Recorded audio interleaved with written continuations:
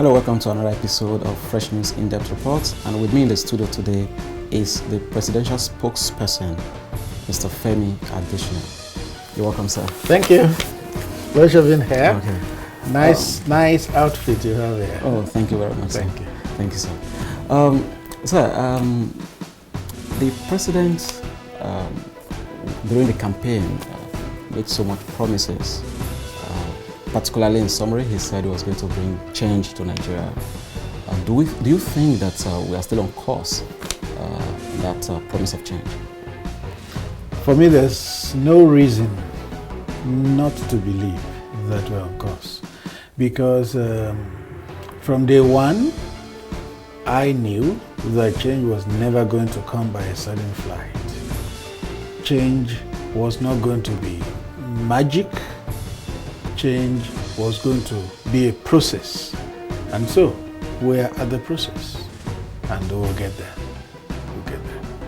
Yeah, but maybe the responses from the people currently shows that there's so much hardship, apparently because of the economic recession. How is it feeling the pulse of the people? This is one government, well, I've not worked in any other before, but I can vouch for this one, that this government is close to the people. It gets vital and veritable feedbacks. We live among the people virtually. We have wives, we have children who are in school, we have relations who give us feedback. So this government is not living in a fool's paradise that you think governments will live in. It has its feet right on the ground and it knows what is happening. How is he addressing the problem of the economic recession? Of course, officially it was declared that the country is in recession. Yes, it's something that came upon us, and it seemed an inevitable path that we had to pass through.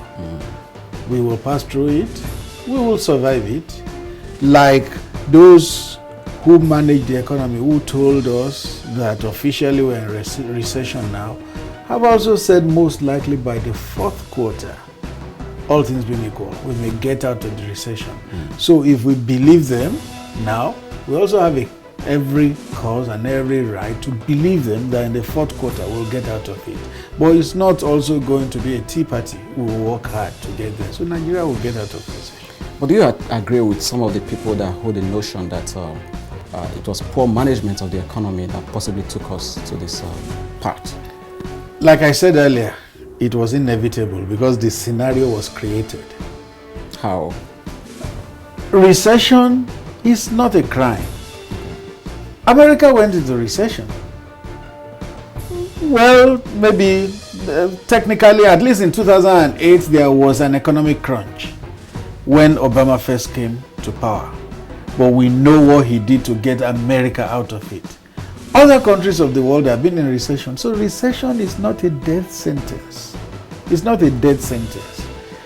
Other countries that their economies went into recession and they got out of it are today well and alive.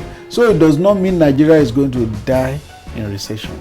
Economies may go into the doldrums. Okay, maybe that's a better word to use for the American economy. It went into the doldrums. Maybe not quite recession there, but it came out of it.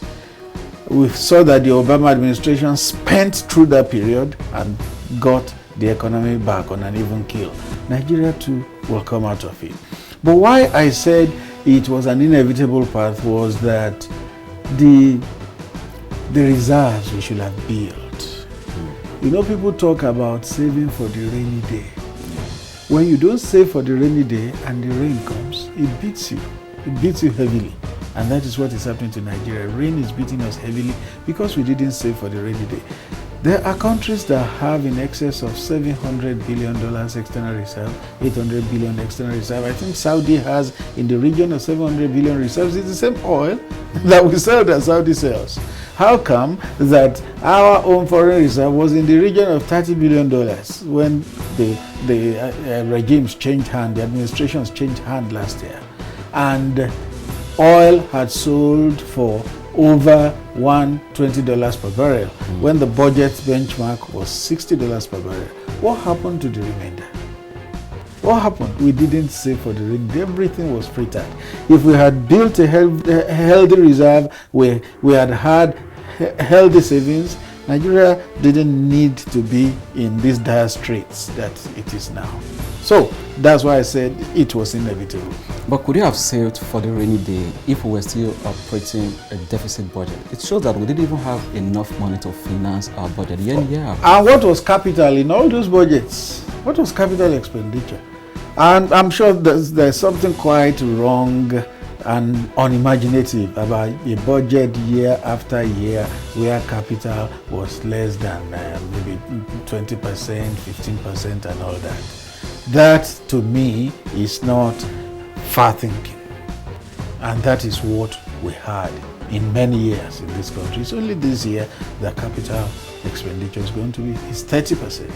And that, I believe, is the way to go. That possibly justifies the position of some people that the size of government in this country is too large. Is the president taking any step to bring that down? Of course, you know that that's one of the first things the president did. He inherited 24 ministries. He pruned it. 42 ministries. He pruned it to 24. And right from the one he had said it, that the bureaucracy was too large, he was going to tinker with it, and he's continuing to tinker with it even now. All the MDAs, ministries, departments and agencies, all the parastatals, they are not going to be the same way they had always been. He is determined to run a tighter government. No business as usual. Oh, you know the person you have. well, sir, although the president, I want to believe he saw this coming when he was campaigning on the slogan of change. But did he envisage the magnitude of challenge he met when he came in? Obviously not, because it's been said. The party chairman, Chief John Oyegwa, said it that the party did not envisage that the rot was as deep as it eventually found out. They knew things were bad, they knew there had been profligacy, but they didn't think it was that deep, it was that wanting, that the impunity was that much. It was when they got into government and were confronted with the realities that they knew that things were much more terrible than they could have ever imagined. But the president is optimistic that all these challenges are surmountable? Quite. If you want to talk of a person that has capacity to govern, the president has it. What exactly is the policy direction of this administration? The policy direction overall now is that Nigeria had our priorities wrong. Let's get the priorities right. We had lived a false life. Now let's confront our realities. We had our economy depending on a monoproduct, and we had paid lip service to diversification for more than 5 decades. Now we must do it. It's diversify or die. And the government is determined to do that. And of course, in doing that, our tastes must necessarily change. That is why today there are 41 items on the Forex ban list, because Nigerians will need to tailor their taste to what we can produce. Well, that seems like promoting home-made products by Nigeria. Homegrown. Yeah, but the industries are also closing down. Just a few days ago, we talked about, we heard the report of Aero Contractor, the Inosin Monto, and even Erisco, that's the tomato paste producer, has also been complaining that they are not having the kind of support they need from the government to ensure that the manufacturing industry in Nigeria survives. Yes. What's you doing? It's also a phase in the kind of engineering that is going on in the economy. It's a phase. And when we successfully weather the storm through that phase, things will turn in our favor. But it's a phase that we must pass through. If we maintain the old regime of allowing everything to come in and spending forex on things we can do locally, we will never get out of the woods. And to make matters worse, the forex is not even there. Let me give you some statistics. In 2014, average that Nigeria was making was $3.2 billion, $3.4 billion monthly from crude. As of this year, it dropped to as low as $500 million monthly. Now, a country making 3.2 billion, 3.4 in a month is now making $500 million in a month. How do you survive? As at that time, we still imported petrol. We needed $250 million to import and subsidize petrol monthly.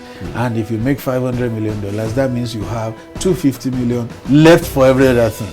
For infrastructure, for salaries. Salaries, about 165 billion naira. This month that ended, you know how much Nigeria made from about 52 billion naira. If we made 52 billion and salaries alone amount to 165 billion, how do you survive? That's crisis. It's crisis, real crisis. Okay, you know, some people also believe that perhaps this would have been averted substantially if the crisis in Niger Delta was better handled. Ab initio. Do you subscribe to this?